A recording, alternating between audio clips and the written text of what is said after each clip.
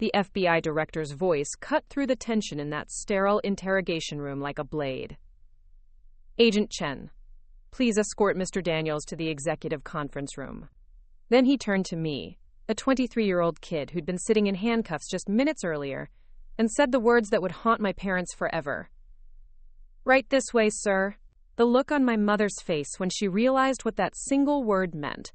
That's an image I'll never forget. I'd love to know which corner of the globe you're watching from. And if this story speaks to you, make sure to subscribe. Tomorrow's video is one you absolutely can't miss. My name is Marcus Daniels, and 3 months ago I thought I had the perfect family. My parents, Robert and Patricia Daniels, owned a successful accounting firm in downtown Phoenix. Dad was the numbers guy, methodical, precise, always wore the same navy suit to client meetings. Mom handled client relations with her infectious smile and southern charm that could convince anyone to trust her with their finances. They'd built Daniels and Associates from nothing, starting in our garage when I was 5 years old. Growing up, I was their pride and joy. Straight A's, captain of the debate team, full scholarship to Arizona State for computer science. They'd brag about me to anyone who'd listen at the country club. "Our Marcus is going to revolutionize the tech industry," Dad would say, puffing out his chest. Mom would add, "He gets his brilliance from both sides of the family." But brilliance, as I learned, can be a double-edged sword. During my junior year at ASU, I started noticing some irregularities in the software I had developed for their firm. It was supposed to be a simple client management system. Nothing fancy, just a way to track payments, generate invoices, and maintain records. I had built it during winter break as a surprise gift, thinking it would help them modernize their business. The system worked perfectly, maybe too perfectly. It was during a casual visit home in February when I first spotted something odd. I was helping Mom troubleshoot a minor glitch when I noticed transaction patterns that didn't make sense. Small amounts, never more than $200, were being systematically moved between client accounts. The movements were so subtle, so expertly disguised within legitimate transfers, that any standard audit would miss them completely. At first, I convinced myself it was a bug in my code. I spent 3 sleepless nights going through every line, checking and rechecking the algorithms. The code was clean. The system was doing exactly what it was programmed to do. Someone was using my software to embezzle money. I should have confronted them immediately. Instead, I did what any naive computer science student would do. I started investigating. I created a separate monitoring program that would track these mysterious transfers without alerting the main system. What I discovered over the next 6 weeks made my stomach turn. My parents weren't just stealing from clients, they were stealing millions. The scheme was sophisticated, involving shell companies, fake vendor accounts, and a network of accomplices I never would have suspected. Mrs. Henderson from the church committee, Mr. Torres, who coached Little League, even their longtime business partner, James Mitchell, was in on it. They were using my software as the perfect cover. Every fraudulent transaction was processed through the system I'd built, making it appear as though I was the mastermind behind the entire operation. If anyone ever investigated, all digital fingerprints would lead directly back to me, the programmer, the one with administrative access, the one who understood the system better than anyone. The realization hit me like a physical blow. My own parents had turned me into their unwitting accomplice. I started documenting everything: screenshots, transaction logs, communication records, anything that might prove my innocence if this house of cards ever collapsed. I created encrypted backups and stored them in multiple secure locations. My computer science training had taught me to always have redundancies, and I was grateful for that paranoia now. But I made one crucial mistake. I underestimated how far they were willing to go to protect themselves.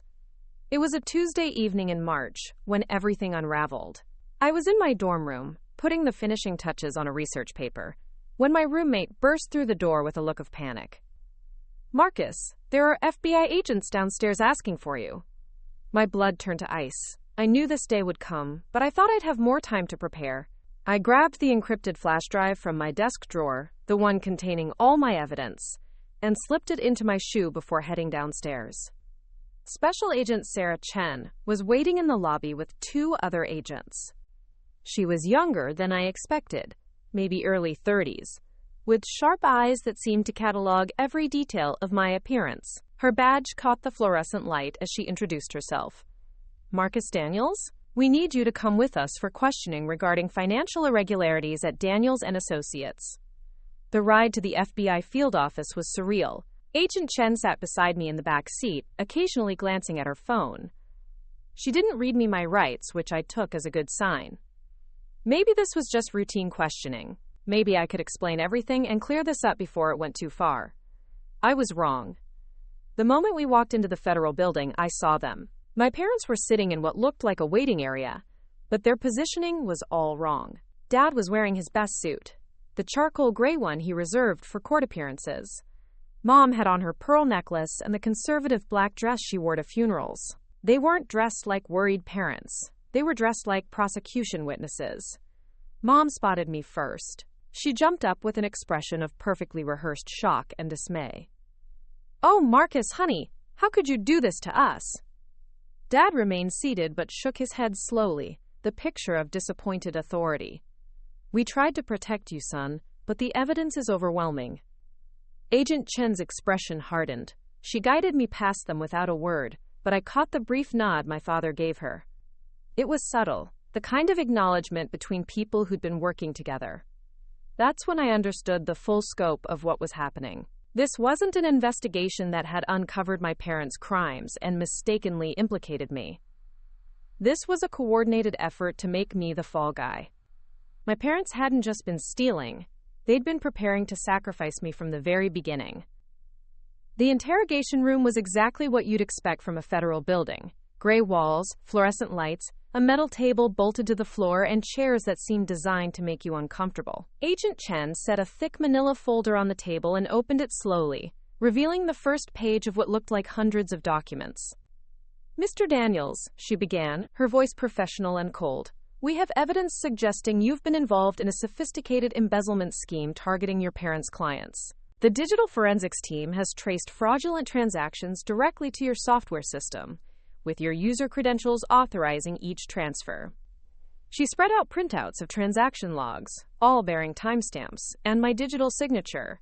To anyone who didn't understand the technical details, it looked damning. My own system was testifying against me.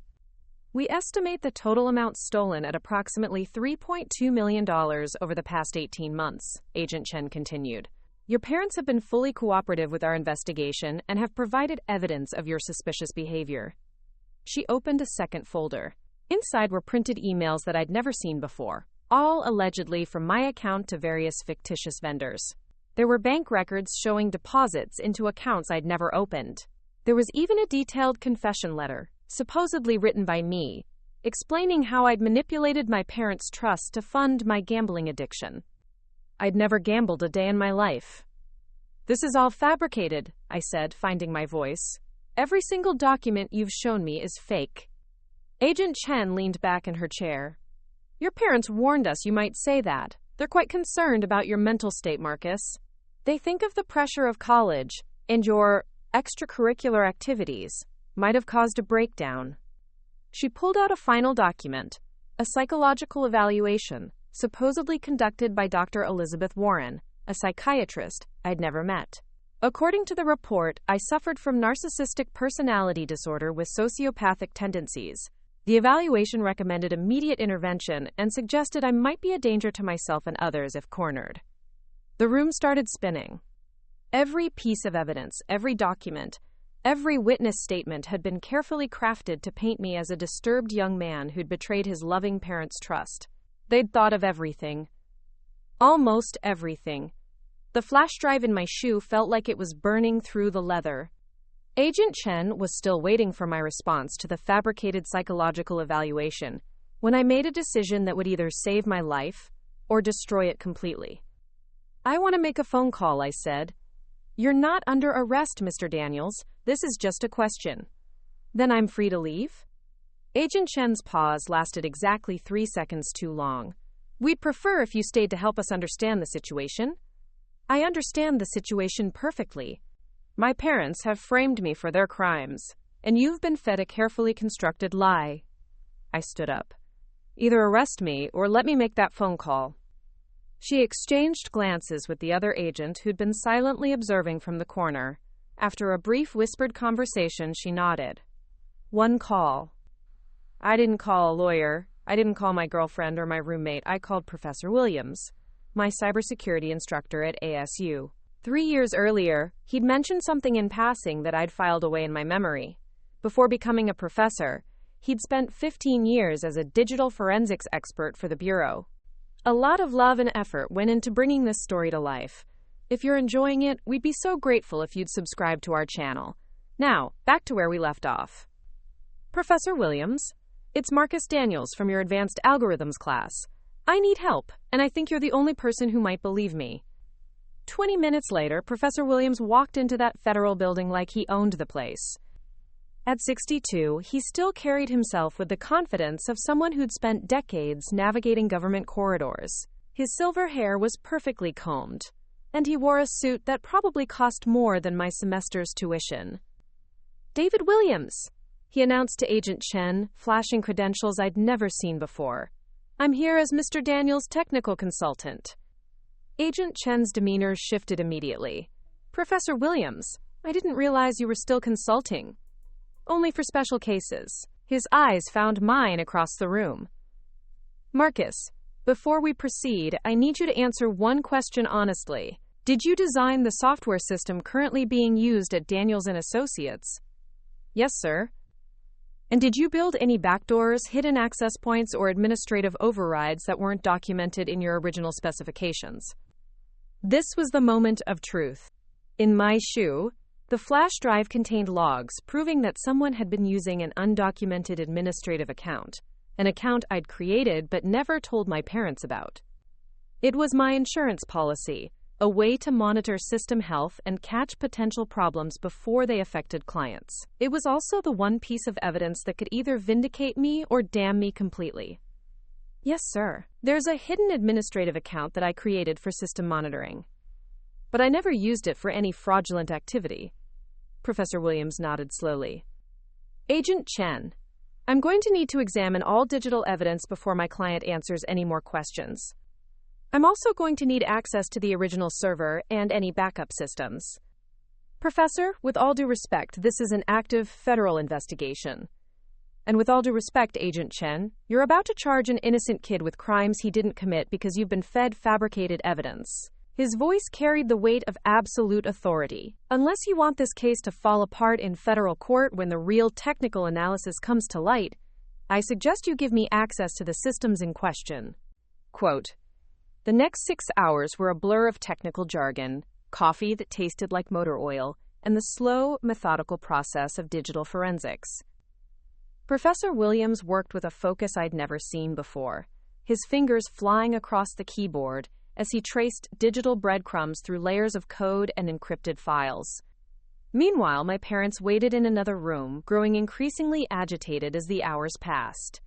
I could hear Dad's voice through the walls, demanding to know why the questioning was taking so long. Mom's higher-pitched complaints about missing their dinner reservation at the country club. Marcus, Professor Williams said around hour 4, I need you to walk me through every modification you made to the original system. I explained the monitoring account, the audit trails I'd built in, and the security protocols I'd implemented. With each detail, his expression grew more serious. Show me the transaction patterns you discovered. I pulled out my documentation, the screenshots and logs I'd been collecting for weeks. Professor Williams studied them carefully, occasionally cross-referencing them with the data he was pulling directly from the server. Son, he said finally, you're not just innocent, you're the key to unraveling the entire operation. He turned his laptop screen toward me.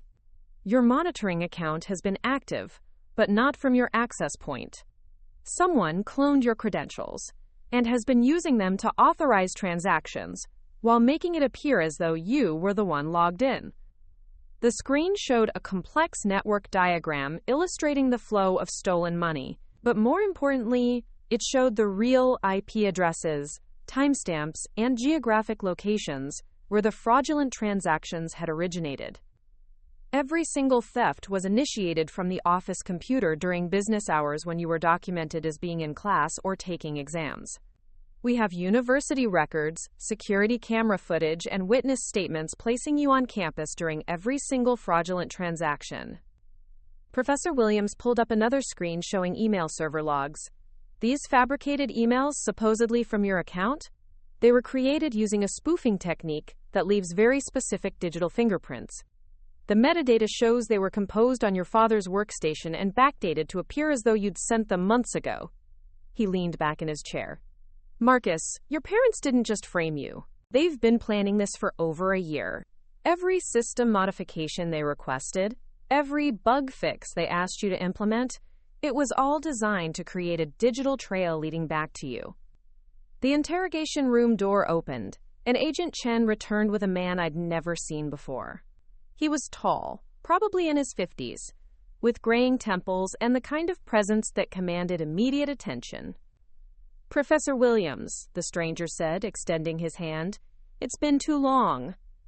Director Harrison, I wasn't expecting to see you personally in this case.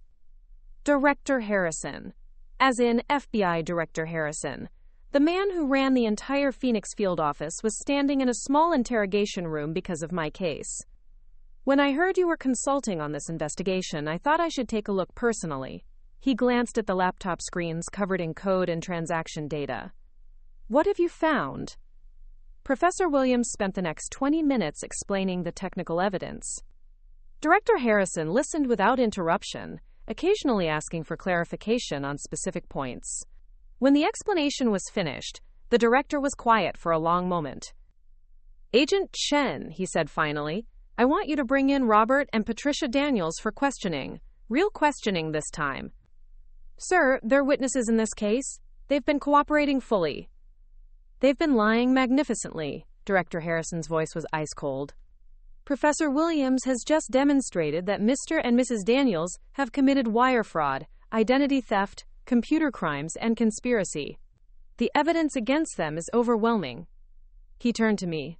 Mr. Daniels, I owe you an apology. You've been the victim of an extraordinarily sophisticated frame job.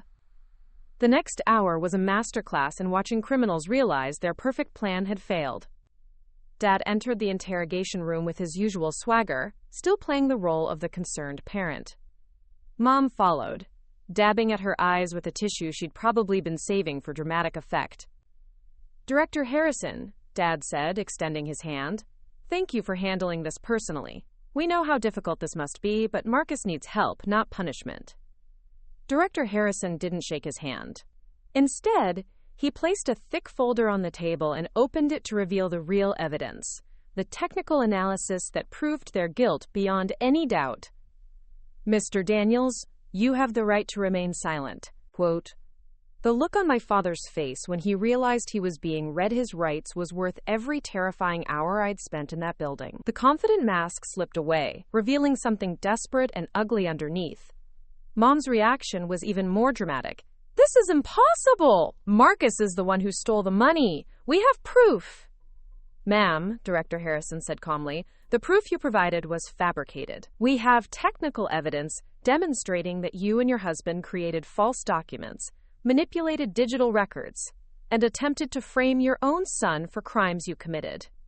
She looked at me then, and for the first time in my life, I saw real hatred in my mother's eyes. Not disappointment, not anger, pure, venomous hatred for the son who had dared to survive their betrayal. You ungrateful little bastard, she whispered. After everything we gave you. Director Harrison stood up. Mr. and Mrs. Daniels, you're under arrest for wire fraud, conspiracy, identity theft, and violation of federal computer crime statutes. As the agents led my parents away in handcuffs, Director Harrison turned back to me. Mr. Daniels, we're going to need your continued cooperation as this case moves forward. Your technical expertise will be crucial in prosecuting not just your parents, but their entire network of accomplices. I nodded, still trying to process what had just happened. One more thing, he added, his formal tone softening slightly. What you did today, standing up for yourself, bringing in Professor Williams, fighting back against people who should have protected you, that took real courage. Then he said the words that would echo in my mind for weeks. "Well done, sir." The formal respect in his voice, the acknowledgement that I wasn't just a victim but someone who had actively participated in bringing criminals to justice, it was a validation I didn't know I needed. But as I walked out of that federal building a free man, I knew this was far from over. My parents had built their criminal empire with help from others, and those people were still out there. They'd soon realize that their carefully constructed world was about to collapse, and they wouldn't go down without a fight. Walking out of that federal building should have felt like victory. Instead, it felt like stepping into a minefield. Professor Williams drove me back to campus in his Tesla, the silence between us heavy with unspoken concerns. "Marcus," he said as we pulled into the ASU parking lot, "you need to understand something. Your parents didn't build this operation alone, and the people they worked with aren't going to be happy that their money pipeline just got shut down." He was right to be worried. Within 12 hours of my parents' arrest, my life became a carefully orchestrated nightmare. It started with my bank account. I woke up Wednesday morning to find it completely frozen. Not just frozen, emptied.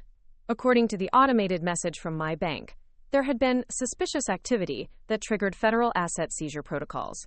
Every penny I'd saved from part-time jobs, every dollar of my financial aid refund, gone. Then came the academic sabotage. Professor Martinez, my thesis advisor, called me into her office that afternoon with a confused expression. "Marcus, I just received some very disturbing information about your academic integrity," she said, holding up a folder thick with documents. "The administration has been contacted by several sources claiming you've been involved in systematic cheating and academic fraud. Someone had submitted forged evidence of plagiarism dating back to my freshman year. They'd created fake communications between me and essay mills, complete with PayPal transaction records showing payments for written assignments. The fabricated evidence was sophisticated enough that it had triggered a full academic review board hearing. Professor Martinez, I've never cheated on anything in my life. This is connected to what happened with my parents. I want to believe you, Marcus, but the evidence is quite comprehensive. Until this gets resolved, you're suspended from all classes and banned from campus facilities." As I walked across campus for what might be the last time, my phone buzzed with a text from an unknown number. "Stop cooperating with the FBI or things get much worse. You have 48 hours. That evening, things got much worse anyway.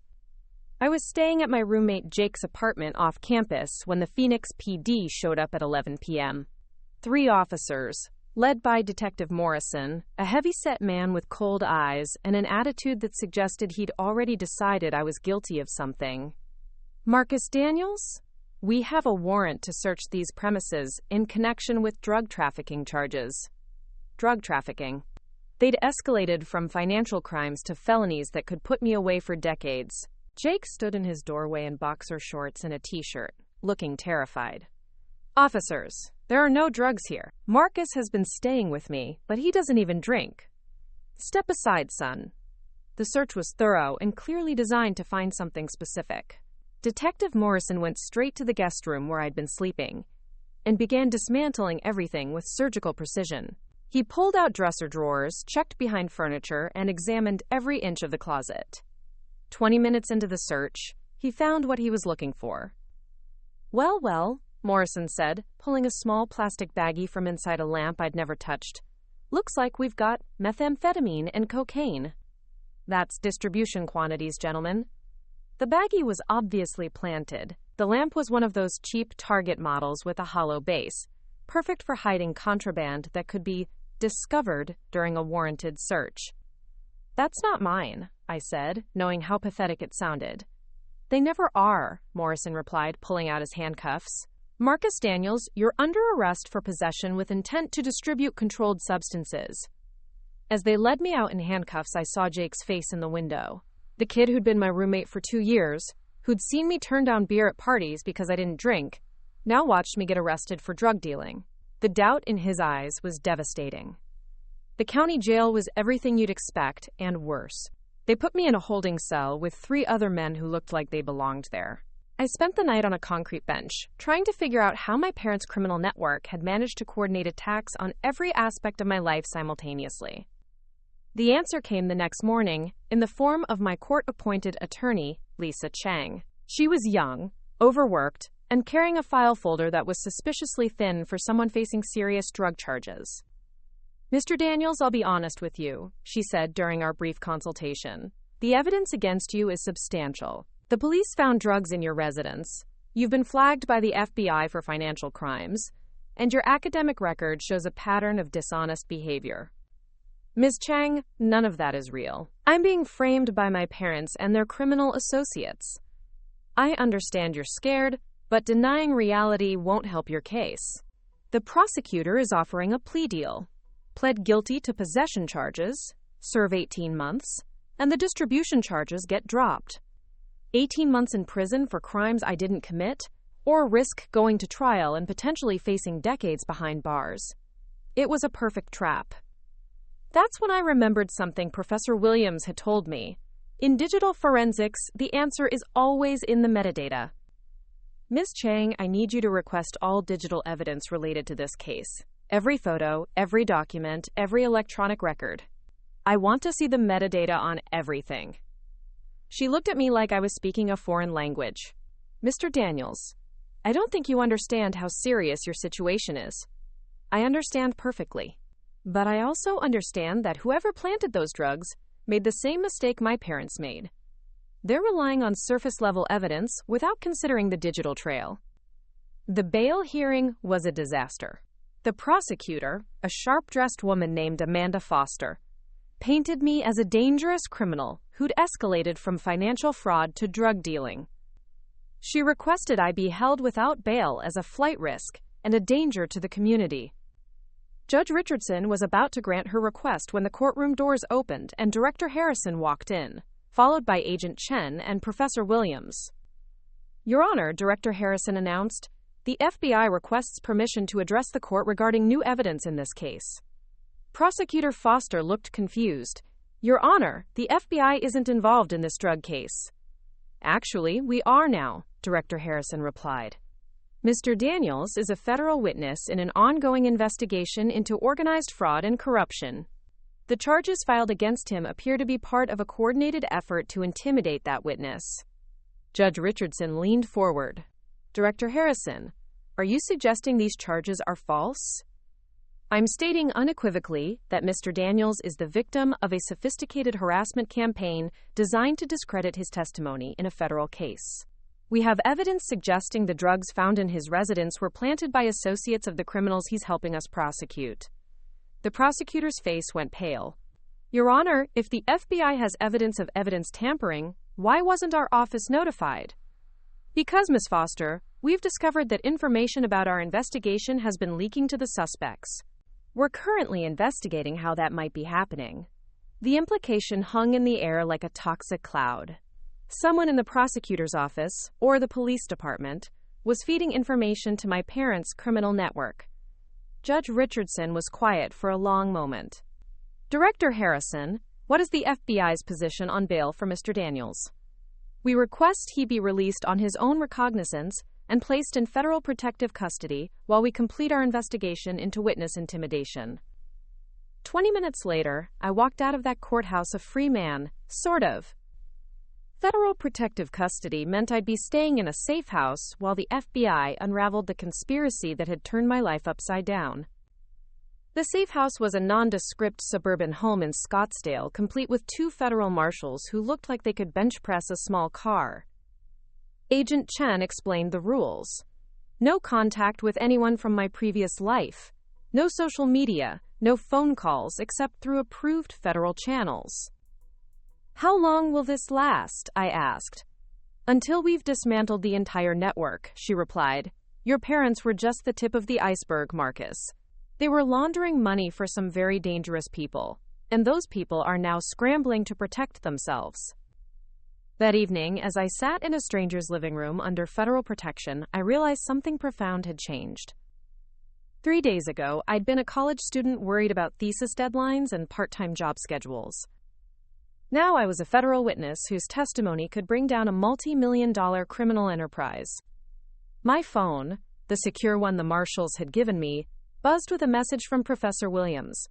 The university has agreed to suspend your academic review pending the outcome of the federal investigation. Your real professors know you're innocent.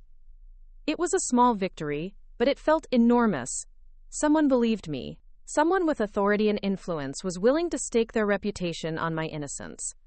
The next morning brought news that changed everything.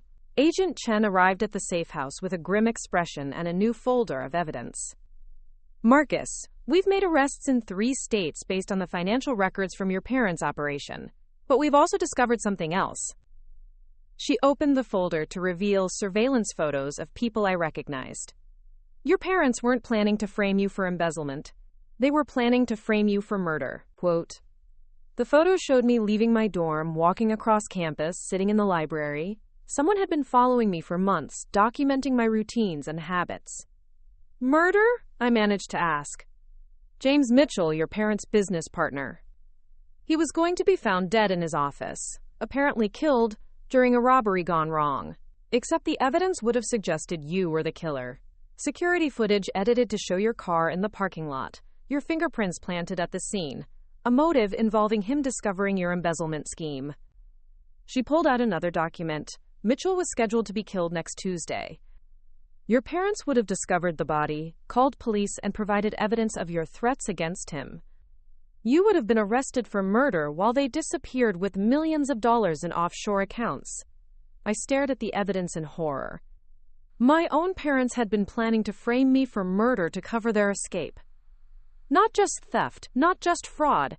They'd been willing to destroy my life completely and permanently. The only reason Mitchell is still alive, Agent Chen continued, is because your evidence led us to arrest your parents before they could complete their plan.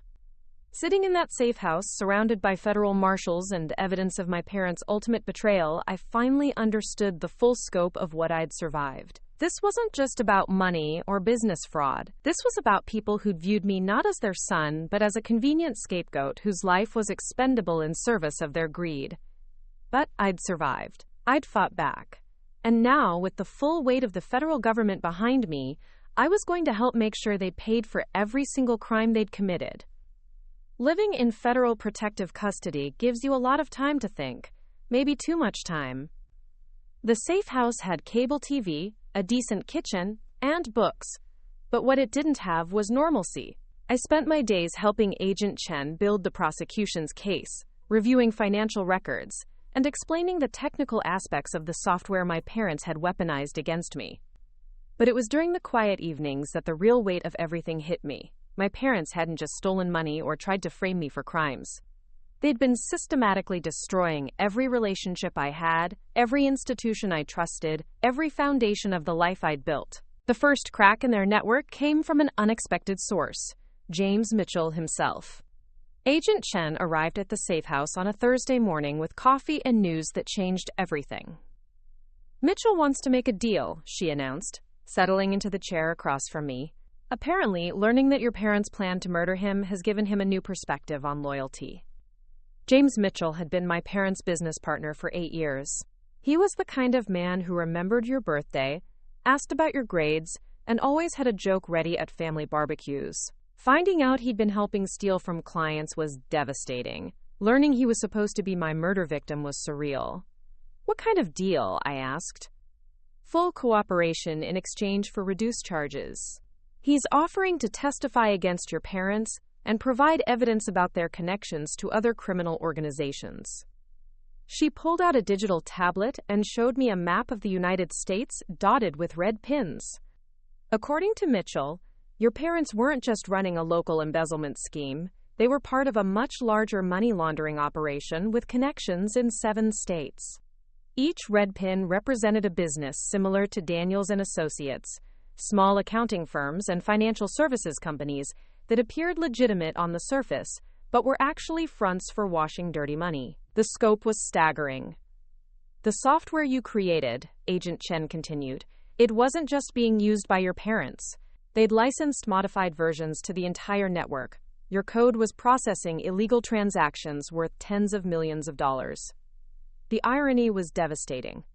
I'd created a simple client management system to help my parents modernize their business, and they turned it into the backbone of a criminal empire.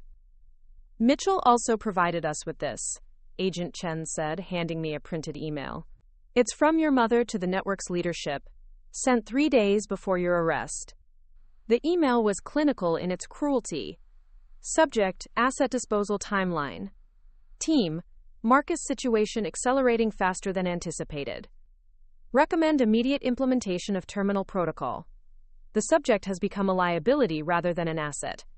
James scheduled for Monday cleanup as discussed. All backup documentation prepared, offshore transfers completing this weekend, ready for final extraction Tuesday. Asset disposal, terminal protocol. They'd given my murder a code name and scheduled it like a business meeting. Marcus, Agent Chen said gently, I need you to understand something. Your parents weren't just criminals.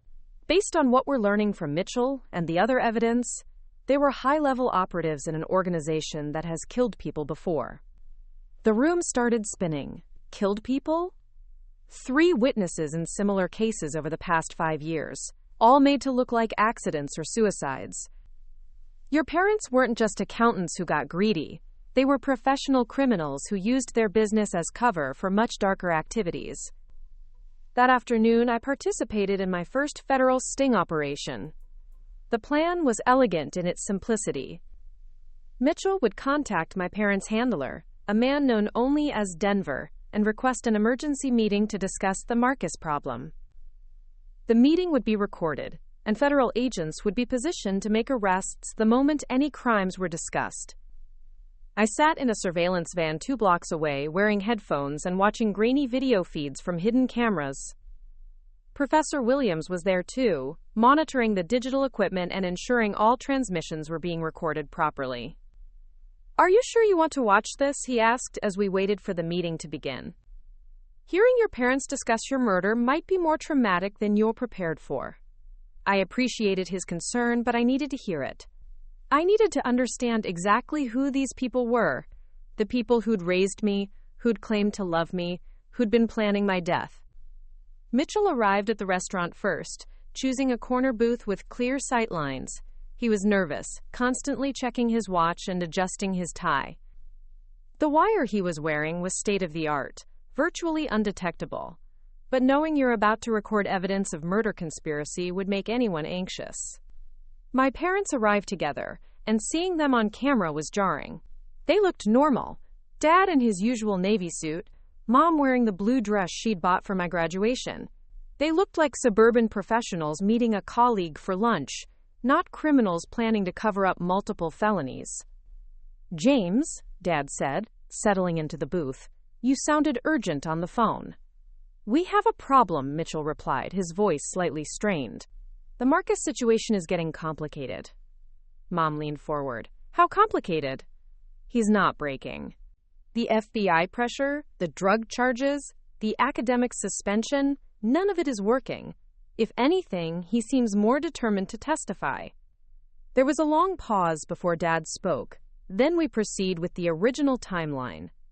Robert, Mitchell said carefully, maybe we should consider alternatives. Killing him feels extreme. James. Mom's voice was ice cold.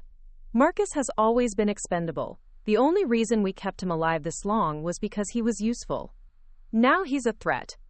Hearing those words, that I'd always been expendable, was like being punched in the stomach. But what came next was worse.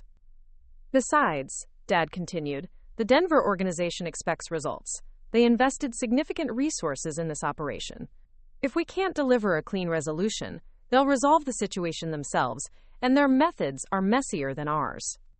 Mom pulled out her phone and scrolled through what looked like messages. Denver confirmed the timeline. Marcus dies Monday night during a home invasion robbery. James dies Tuesday morning when he, quote, discovers evidence of Marcus's crimes and threatens to go to the police. We disappear Tuesday evening with our extraction payment. What about the federal investigation? Mitchell asked. Without Marcus's testimony and with him dead as the primary suspect, the case falls apart, Dad replied. The other evidence is circumstantial.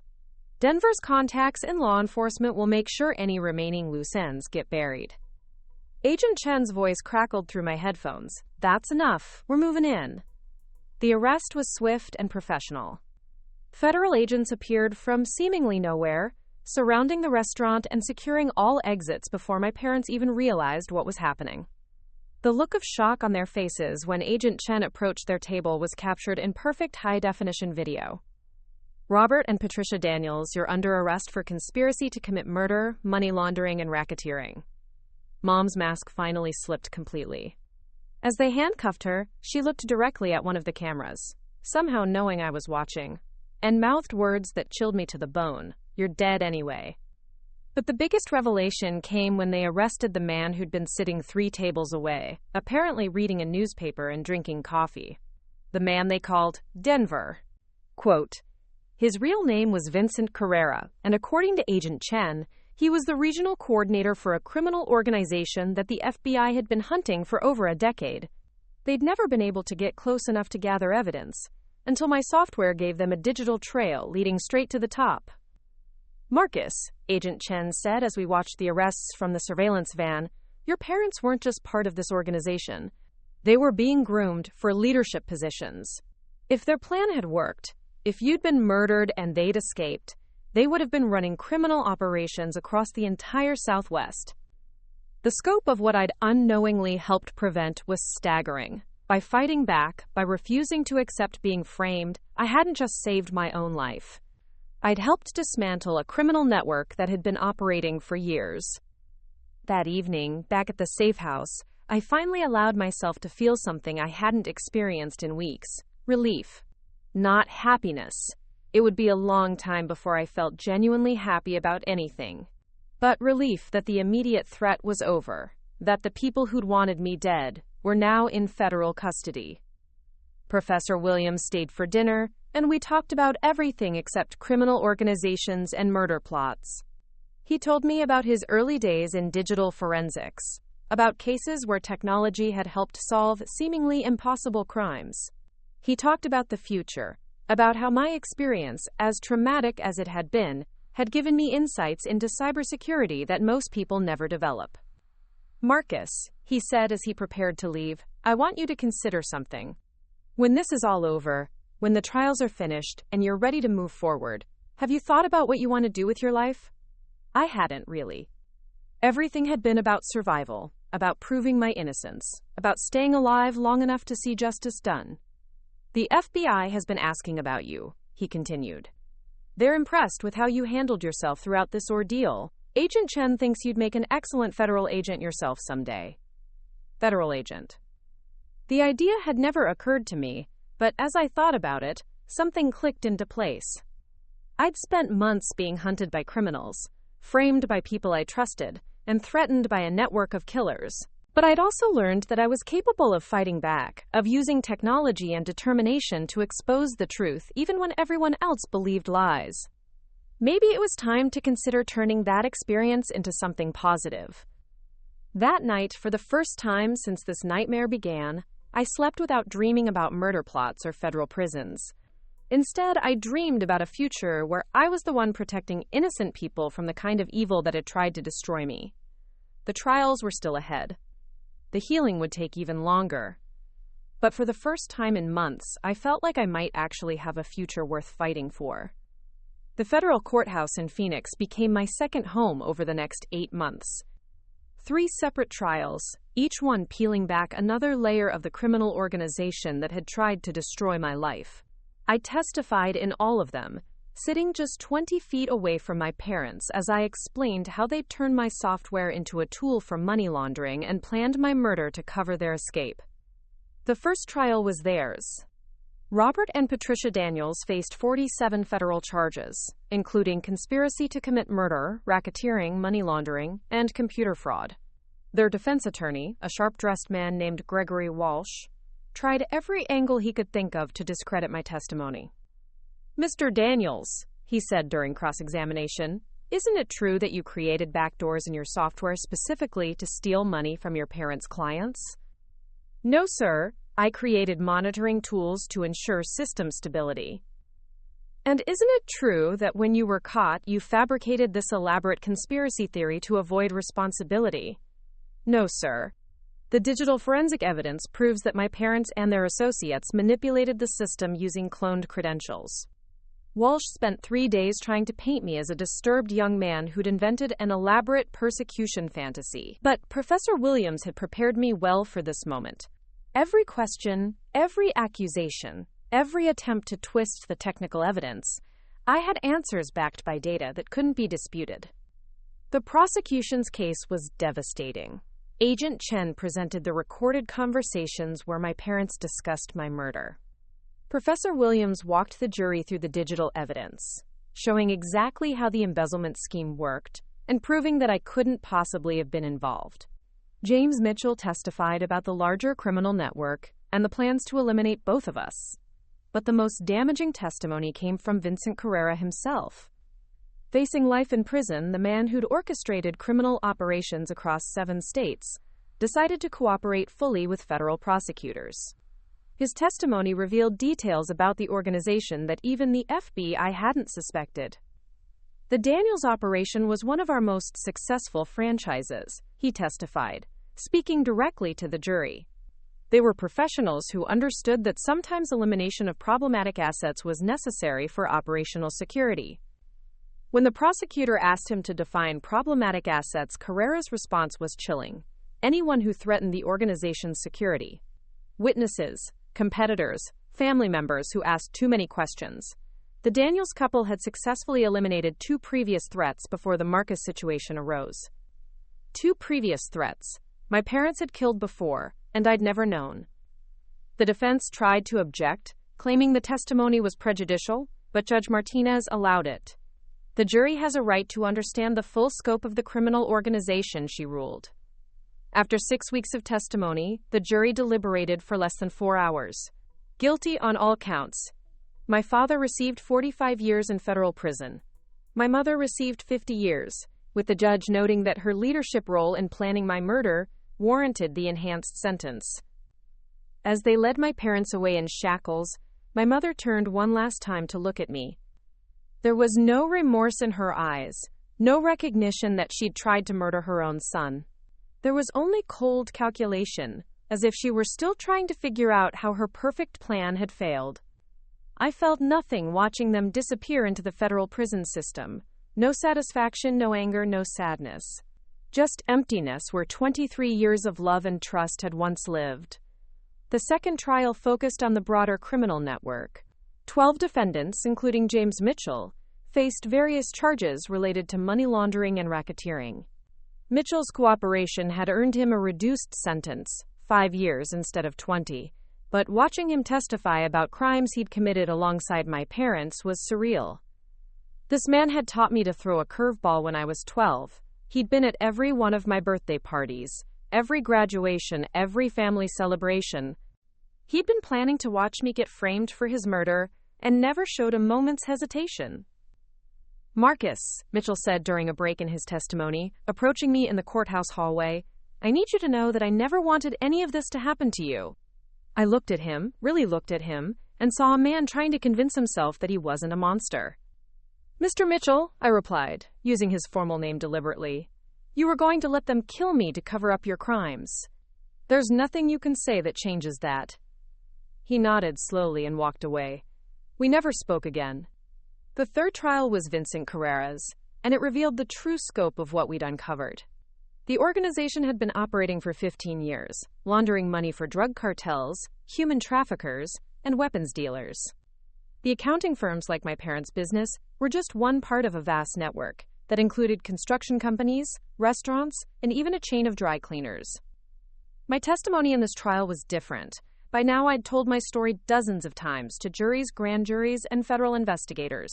But sitting across from Carrera, the man who'd ordered my death like he was scheduling a dentist appointment, I felt something I hadn't experienced before. Power. Mr. Daniels, the prosecutor asked, when you discovered the irregularities in your software, why didn't you simply confront your parents directly? Because I trusted them, I replied, looking directly at Carrera. I believed that people who claimed to love me wouldn't try to destroy my life for money. I learned that trust can be a dangerous thing when you give it to the wrong people. Carrera was sentenced to life in prison without the possibility of parole. As the judge read the sentence, he stared at me with undisguised hatred. But I wasn't the terrified college student he'd planned to murder anymore. I was someone who'd fought back against his organization and won. The trials ended in late October, almost exactly 1 year after this nightmare had begun. Agent Chen drove me back to ASU for my first day of classes since the suspension. The Academic Review Board had not only cleared me of all charges, but had awarded me a full scholarship for the remainder of my education. "How does it feel?" she asked as we pulled into the campus parking lot. "Strange," I admitted. A year ago, I was just another computer science student worried about graduating and finding a job. Now I feel like I've lived 3 lifetimes. She handed me a business card, her direct contact information at the FBI field office. "Marcus, the offer stands. When you graduate, if you're interested in federal law enforcement, I'd be honored to sponsor your application." I took the card and put it in my wallet next to my student ID, 2 pieces of plastic representing 2 completely different possible futures. My return to campus was surreal. Students and professors who'd once avoided me, believing I was a drug dealer and embezzler, now treated me like some kind of celebrity. The story had made national news. College student helps FBI dismantle criminal empire after parents try to frame him for murder. But the attention felt hollow. I'd survived something that should have destroyed me, but I'd also lost everything I'd once thought was real. The family that had raised me, the childhood memories that now felt contaminated, the innocent trust I'd once had in the people closest to me. All of it was gone. Professor Williams helped me navigate this new reality. He'd arranged for me to work as a research assistant in the cybersecurity lab, focusing on developing new methods for detecting financial fraud through digital forensics. "You have a unique perspective now," he told me during one of our weekly meetings. "You understand both the technical aspects of cybercrime and the human cost of being victimized by it. That combination could help you protect a lot of innocent people." 6 months later, I made my decision. I was sitting in my apartment, my own place now, paid for by the Federal Witness Protection Stipend, when I called Agent Chen. "I want to apply to the FBI Academy," I told her. "I was hoping you'd say that," she replied. "I've already started the paperwork." The background investigation for federal employment was thorough but straightforward. Having your entire life examined by federal investigators is easier when those same investigators already know every detail about your criminal victimization. The psychological evaluation was more challenging. Dr. Rebecca Torres, the FBI staff psychologist, spent hours exploring how my experiences had changed my worldview and my ability to trust others. "Marcus," she said during our final session, "you've survived betrayal by the people who should have protected you most. How do I know you won't become cynical or paranoid in law enforcement?" Quote, "Because I've also seen good people fight for justice when it mattered," I replied. Agent Chen, Professor Williams, Director Harrison, they didn't have to believe me or help me, but they did. I want to be that person for someone else who finds themselves in an impossible situation. She recommended me for acceptance without reservations. The FBI Academy at Quantico was everything I'd expected, and nothing like I'd imagined. 20 weeks of intensive training in law enforcement, firearms, physical fitness, and federal procedures. But the most valuable part was learning that I wasn't the only person who'd been motivated to join law enforcement by personal experience with crime. My classmates included a woman whose sister had been murdered by a serial killer, a man whose family had been destroyed by identity theft, and dozens of others who'd chosen federal service because they understood that evil exists and good people need to fight it. Graduation day was bittersweet. My parents were in federal prison, serving sentences that would likely keep them incarcerated for the rest of their lives. The extended family had either cut contact with me or been arrested as part of the broader investigation. I had no blood relatives in the audience. But I wasn't alone. Professor Williams was there, beaming with pride as I received my badge and credentials. Agent Chen, now my supervising agent at the Phoenix field office, shook my hand and welcomed me to the bureau. Director Harrison, who'd flown in specifically for the ceremony, approached me after the formal proceedings. "Agent Daniels," he said, using my new title for the first time, "I want you to know that your case changed how we approach complex fraud investigations.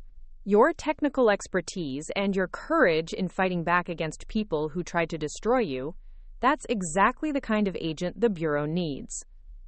Then he said something that brought everything full circle. It's an honor to work with you, sir. 5 years later, I'm a supervisory special agent in the FBI's cybercrime division. I've worked on cases involving international money laundering, ransomware attacks, and financial fraud that have protected millions of innocent people from becoming victims. I've never married. Trust comes hard when your own parents tried to murder you, but I've built relationships with colleagues and friends who've proven themselves trustworthy through their actions, not their words. Every few months, I get letters from my parents in prison. I don't read them anymore. Whatever they have to say, whatever justifications or apologies or threats they might offer, none of it matters. They made their choice when they decided I was expendable for money. But sometimes, when I'm working a case involving young people who've been betrayed by the adults who should have protected them, I think about that terrified 23-year-old sitting in an FBI interrogation room, convinced his life was over. I want him to know that surviving isn't enough. Sometimes you have to fight back. Sometimes you have to trust that there are good people in the world who will help you when evil seems overwhelming. And sometimes, if you're very lucky and very stubborn, you get to spend the rest of your life making sure other people get that same chance to fight back and win. The badge on my belt carries the weight of every case I've worked, every criminal I've helped convict, every victim I've helped protect. But it also carries the memory of a young man who refused to let his parents destroy him, who fought back against a criminal organization, and who discovered that sometimes the worst betrayals can lead to the most meaningful victories. My name is Marcus Daniels. I'm a federal agent, and I'm exactly where I'm supposed to be. Looking for more? We've got 2 amazing stories ready for you right on screen. If this one touched you, these are absolutely worth your time. Click to watch them now. And hey, subscribe and hit that bell to never miss our latest uploads.